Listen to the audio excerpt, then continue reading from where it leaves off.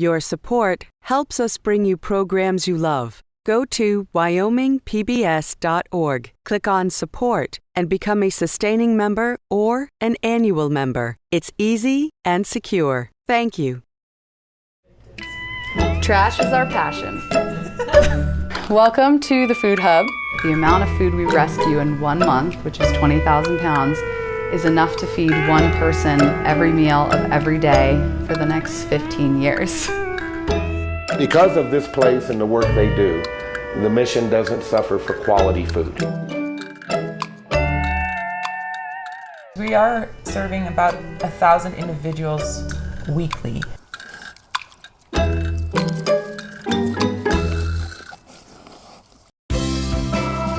Production of Farm to Fork, Wyoming is made possible with the generous support of the Wyoming Business Council Agribusiness Division, Rocky Mountain Gardening Magazine, and viewers like you.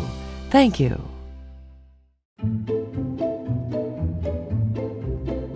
Across America, there's a new generation of thinkers tackling this problem at the intersection of waste and want. A lot of my friends were dumpster divers. I grew up in Boulder, Colorado, and that was a popular thing to do, go look in the trash for food. When I moved up to Jackson a few years later, I decided to go look in the local grocery store dumpster. And from the first day I opened that dumpster lid to the time I started Whole Food Rescue, I was finding hundreds, if not thousands of dollars worth of food in the dumpster every time I went. And it was really one particular dumpster that brought me into action. I opened the lid of the dumpster one day and it was full of packaged chicken breast. And I was totally appalled by all of that waste right in front of my eyes, because it wasn't just the animal's life that was being wasted, but there was fossil fuel, there was water, there was packaging, human labor, transportation, all getting wasted when that product was wasted. One look at the statistics around food waste, and you see big impacts on every level. From the environmental impacts of greenhouse gases to wasted water, energy, and land. And if just the amount of discard per person per month doesn't get to you, then think about the impact of cutting just 15% of this loss. Think of the difference that would make for a family of 4 living on the edge. But in Jackson, Whole Food Rescue has been making a big difference in their community.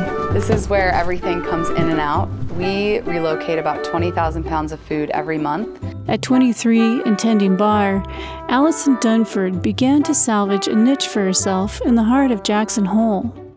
So all of that food is brought in, we weigh it, we sort it, and then it's picked up by our partner organizations all through this door. And all of this happens because of our amazing volunteer force. We've got our schedule up here on the whiteboard, which is constantly in flux, but we have about 50 volunteers every week picking up food, sorting food, dropping food off. And then if you come back this way. 3 years into it, Whole Food Rescue plays an important role for the environment and local food security. I'll give you a little peek into our fridges. We've got quite a lot of dairy. All of this stuff was given to us because the date on it has come. But all of this stuff is still safe to consume. You can see I've been working away on some chocolate milk. So there's a lot of consumer misconception about safety. The FDA, Food and Drug Administration, is the entity that's supposed to have kind of the watchdog eyes over food safety. And they don't actually mandate or set up any standards for food date labeling.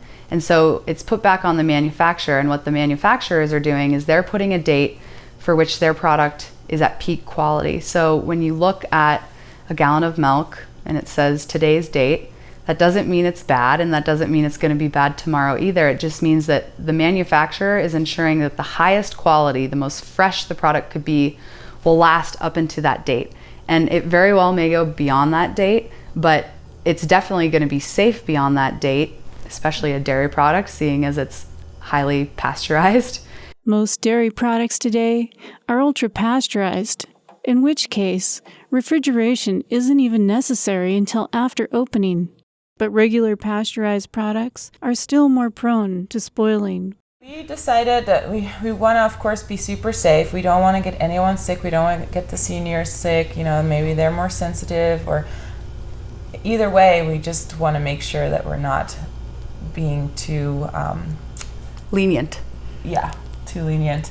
So we decided a week after the expiration date is the max that we'll relocate this dairy. For meat, we do relocate meat products, but we require that the food donor freezes it on or before the date of best use. The only thing the Food and Drug Administration requires labeling for is baby food, and so that's one thing that we just will not relocate. If it's past date, we just unfortunately throw it away. But as I look more into the research, I'm constantly eating food that's expired, and I'm still here, I'm still healthy. Yeah, I don't think I can recall any occasion where I have gotten sick from any expired food that I have eaten. Food is often recalled by manufacturers and tossed into grocery store dumpsters for safety reasons. So unless the grocer has handed it off directly, there's a chance it's been recalled. Get up-to-date info at recalls.gov. Here's another fridge full of dairy. We've got tons of yogurt. We've got some apples. I bet there's probably one apple in here that, yep, see there's one rotten apple that I'll compost in a little bit, but all the rest of the apples are fine. So this is a really good example of the type of food that we rescue. I know we've got a freezer full. This is full of meat, bread. We've got some limeade. I didn't know limeade could expire, but apparently it can. And one of our lovely volunteers has been baking banana bread. That's that bottom shelf down there. She's been taking brown bananas and turning it into loaves of bread.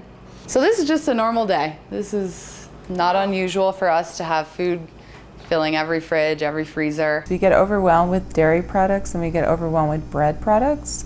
And this stuff has already been sorted? Yeah, this stuff has been sorted, and my guess is these bananas will probably end up at the pig farm.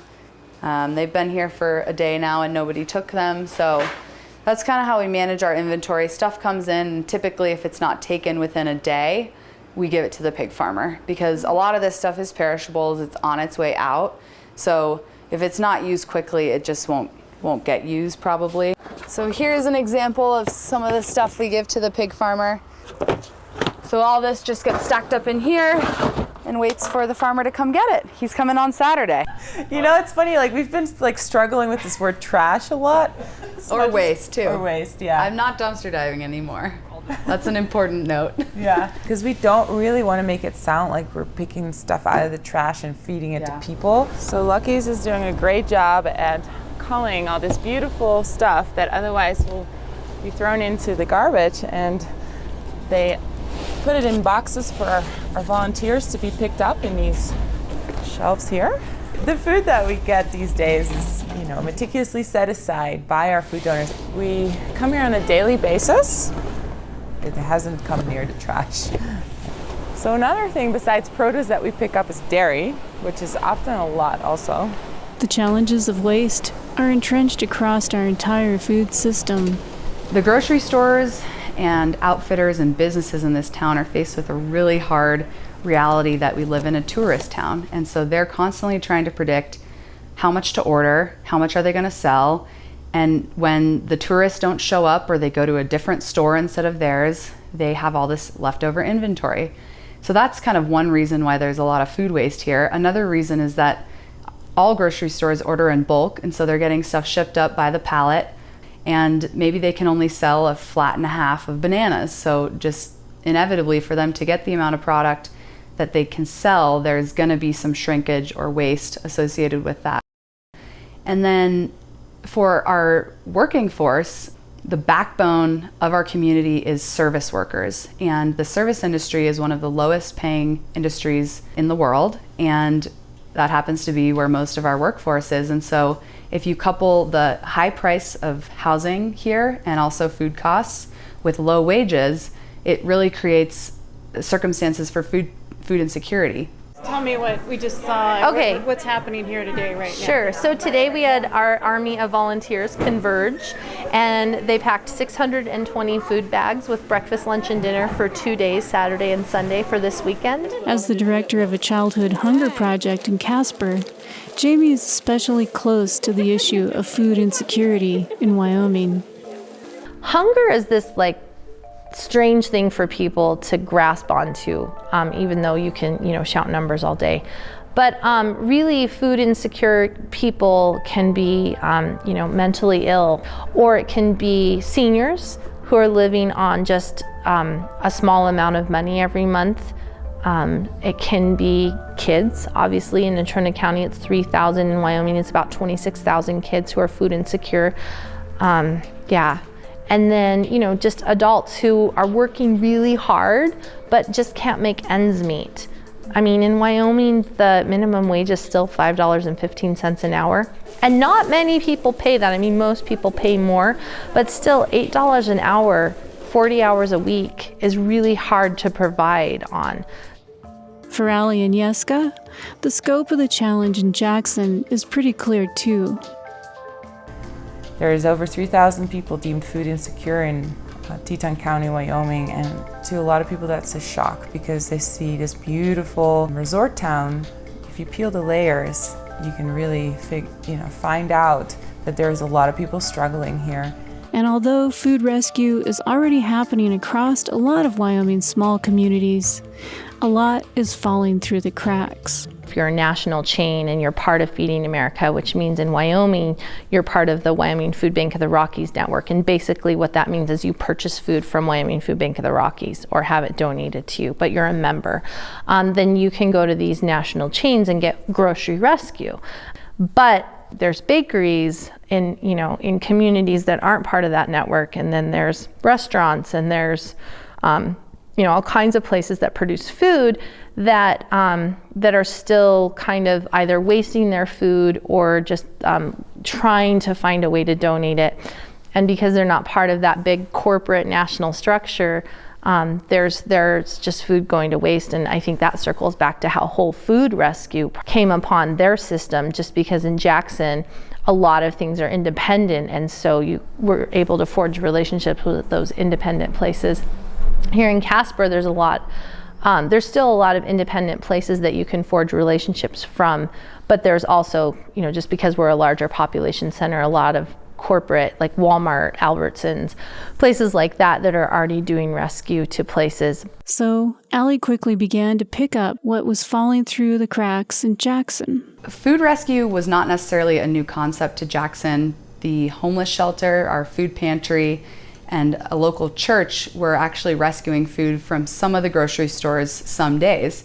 And what I was finding was evidence that their efforts wasn't enough. There was constantly food being thrown away. So my idea with Whole Food Rescue was not to inhibit those current rescue models, but enhance them or work in conjunction with them. What Whole Food Rescue has done is basically streamlined everything to where they're working together. We'd have somebody from the cupboard come and get some stuff, we'd have it separate, and then we'd have somebody from the mission come and ask for some stuff. And then got to be there for a while where who could get there the first, who could get there faster than the other group. So this way it's able for us to go with just one local source, then they source it out. I mean, if they don't eat them all, their volunteers will probably take them home, At the advice of the Community Foundation of Jackson Hole, I decided not to start a nonprofit right out of the gates. And so I partnered with the Jackson Cupboard, which is our local food pantry, and they were our fiscal sponsor for about the first year and a half of our organization. At the time, we were operating out of her garage, so it was just crazy to come into her garage, and there was bins of food everywhere. And we were processing about 10,000 pounds a month through that space. And then a year and a half into it, we decided our mission was really going in a different direction and we wanted to expand, so we decided to become our own nonprofit. And now that we have our facility, we've managed to double. So we're doing about 20,000 pounds of food in and out of this facility every month. So that's a huge milestone for us, is just overall capacity. But the Jackson Cupboard totally nurtured and supported us through the first year and a half and enabled us to get good solid feet on the ground before we were on our own.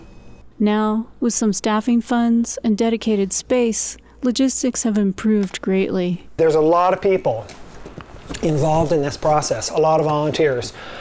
Obviously, getting the food, bringing it here, sorting it, weighing it, washing these bins, keeping things tidy, mopping the floor. This morning we were bringing a new refrigerator in, and we had a truck, and we had people bumping into each other, and we were doing a lot of different tasks. We have such a spectrum of volunteers. We've got 20-somethings who are just out of college and have moved here to live the dream and be a ski bum, and maybe they're working 3 jobs but somehow find the time to volunteer with us. We've got working mothers and their daughters who come and volunteer with us. We've got people who are retired. It's pretty fun. It's fun when there's a bunch of people in here and they're all sort of bumping into each other and working together and laughing and eating sometimes. We really don't have to recruit volunteers anymore, which is great, because I remember kind of begging my coworkers to come and volunteer for me, or with me. I was a volunteer at the time. And the whole executive administrative level is at a whole nother level now because of grant writing and establishment with partnerships and other community members and municipal agencies and all that. We partnered with about 18 community organizations that provide either meals or they provide the food assistance. So organizations are able to come gather food on a day-to-day basis. I work at the Good Samaritan Mission. I'm the kitchen manager there, and we're feeding probably 350 to 400 meals a week right now, and then another 2,000 pounds of groceries go out our door to needy families every week. I have a budget of $400 a month, and that is to feed approximately 1,800 meals. And so we have all these partnerships, and every day we have those people to come here to the hub to pick out what they need that day to make those meals or to provide that food for their clients. Is it kind of nice to actually have the element of surprise and creative thinking? Oh yeah, my world is chopped. If you've watched the show on the Food Network, you know, where they give you a group of ingredients and you have to make something out of it, that's my world. I live there. I tell you, if I could go choose to buy bread in town, it would be this one. I'm addicted to it. And this is good old Cisco stuff. I'm not sure where she got it. Probably a restaurant shut down for the season. But I don't know if y'all buy cheese, but I can't afford to buy it, but I can sure afford to serve it because of Whole Food Rescue. Okay, my guys love the chocolate milk. Man. Allie's been real good this year in keeping us in eggs too. They get quite a few eggs in. The reason we do eggs to order at the mission, as much as we can, we have less waste. Oh yeah.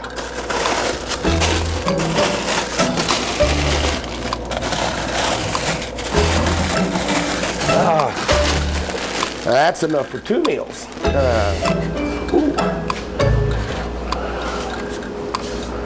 And more chocolate milk. Oh, let's check that one. Oh my goodness. Score! This is chili, and this is good chili too. I don't know if y'all have ever had this, but I think this is from Cisco. But this will save me whenever I have a volunteer come in to cook and they don't show up. I can heat some chili up really quick. Whose is that? That's not mine. So anything that's in small packages, I try to leave for the seniors and the other nonprofits that do smaller amounts. I think that's all I need today. But often when I come here, there's so much, you know, and hopefully I can help whittle it down a little bit and put it where it's going to be used. Oh, this is some of the best bread you can get, and we're able to give them just wonderful things because of Whole Food Rescue. Without them, to feed the same quality food, I know it would cost me $1,000, $1,500 a week in food cost alone. It's good to be able to feed people because I think history has showed us that kids don't learn and men don't work well when they're hungry, you know? So hopefully we're doing our part for the community, and I can tell you Allie and Jessica certainly are. It's just a blessing. I just can't tell you. You know, God has blessed us tremendously with them, and I just wish them all the success in the world. And a large portion goes to the senior center from Monday through Friday. It's about between 100 and 200 pounds easily that goes there every single day. And we also were able to really tailor our food donations to our recipient organizations, because beforehand the volunteer would go to the grocery store, pick up their excess food, and would take it directly to one of the partnering organizations, which was at the time the Jackson Cupboard, the senior center. And there it wouldn't always be used, because sometimes we get 20 flats of strawberries or 8 boxes of bananas, you name it. Sometimes we just get overwhelmed by just one product, so that was causing secondary food waste at that location, at the recipient organization's location. So now we can really prevent that by making sure each organization either picks out what they need, or we take to them what they can really use. Okay, how about we give this to them? Okay. And then some apples, you said? Yeah. And everything that's left that we can't relocate, we make sure it gets to the farmer. And the focus goes beyond the environmental impact and hunger. We're really trying to focus within our mission to only divert nutritious whole foods and not so much to processed, complete junk foods, because that's really unempowering to people that are food insecure, and we just really want to make sure we provide stuff that is enhancing their diet, enhancing their quality of life, as opposed to making it even more challenging than it already is. Yeah, it's a constant juggling act in here to make room for, getting these needs balanced. Food going out, food coming in, composting, moving stuff around, and the idea of quality. Obviously, we want to pass on food that's wholesome, not spoiled, relatively fresh, etc. But beyond that, these baked products from the local bakery are clearly a notch above things that are already packaged, and they're baked in Utah or California or somewhere else, and they're coming here. And certainly a lot of stuff that's maybe not so nutritious, we don't bother with that. We don't even give it to pigs. We rescued a lot of Halloween candy last year. Yeah. This year I don't think we'll do that. We just leave it at the store now, because it just doesn't make sense for us to bring it here and take up precious time from our volunteers to sort through it if we already know we don't really want to give this out. So basically it goes straight into the trash at the donor site. Well, and something that was alarming to us is Curtis Hatterley, he's one of our pig farmers. He said, could you not give us donuts or brownies or things like that anymore? I don't want to feed that to my pigs.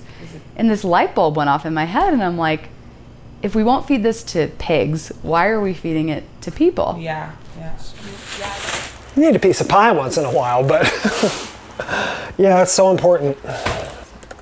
So Jessica is our accountant. She's very good at her job, meticulously tracking everything. And the goals continue to evolve. It's part of the scene, so yes. Where did that food come from? And I've got it all weighed. And that is all from Mad River. A new area of focus for us is these seasonal closures. So a lot of the restaurants in Jackson and outfitters, they have business during summer and during winter. And then at the end of that season, they shut down, and whatever's left over in their kitchens, they typically would just throw away. But now we're starting to capture some of that food. So we just have a bunch of stuff that came in from Mad River. A lot of, looks like frozen veggie burgers, some cheese. This is a big package of cheese that is fine.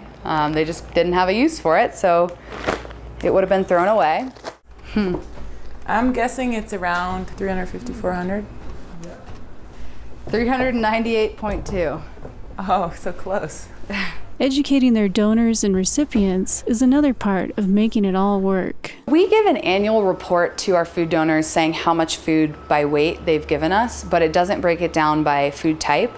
And that's something we want to expand in the future, is education with our food donors, because, for example, certain types of yogurt, certain types of milk, we always get from a certain food donor. And so if we could help educate them and say, we're getting 3 cases once a month extra of X, Y, and Z, maybe they would scale back their ordering. So in the long term, our goal is definitely to educate, to help reduce the total amount of food that's being in threat of waste, I guess. We have been doing some pilot project with one of our board members. She's a nutritionist, and she has been doing these cooking classes for low income and at-risk mothers. So when we do give them this food, they know what to do with it. We're really just at the tip of the iceberg. We rescue 20,000 pounds, but we think there's probably 60 to 80,000 pounds of food wasted every month in this town. So if we think about it long term, the amount of food in this town that's wasted every month is probably far beyond how much we could actually relocate. We are still trying to figure out more outlets because we are serving about 1,000 individuals recurring weekly. And so we want to reach that 3,000 residents that are deemed food insecure. Are they going through the existing channels? Why aren't they already with the organizations that we have been partnered with, and how can we get to them? Once we reach maximum distribution where everybody who's food insecure in this town has adequate food access, we want to go back to the food donors and help them scale back and educate them on trying to buy less, order more efficiently so it makes sense. And so we're not throwing stuff away. And something that we haven't tackled yet, but we're hopeful to, is the waste that comes out of catered events, banquets, weddings, festivals, conferences. We have a ton of those things in this place, and all of them pretty much have excess food at the end. We actually got a text message last night from somebody who was putting on an event at Snow King, and they sent us this photo of a beautiful platter of cheese and vegetables and fruits, and they said, "Can you use this? I just heard about Whole Food Rescue," and it was too late. It was like 9:30 at night. We couldn't do anything about it. But it just really kind of reignited the reality that there's this other layer of waste that we're not even tackling, and we're hopeful to figure out what to do with it. That's the next thing we want to do here too. No one in our community has gotten to that catered piece yet. We call it restaurant rescue, but it's the same thing. And what we want to get to is to put a system into place where you bring it in and you inventory it, and then you reportion it and put it in like that TV dinner and then put it out. To watch and learn more about this and other episodes of Farm to Fork Wyoming, go online to wyomingpbs.org/farm to fork. This episode of Farm to Fork Wyoming is available for $25. Order online at shop.wyomingpbs.org. This program was produced by Wyoming PBS, which is solely responsible for its content.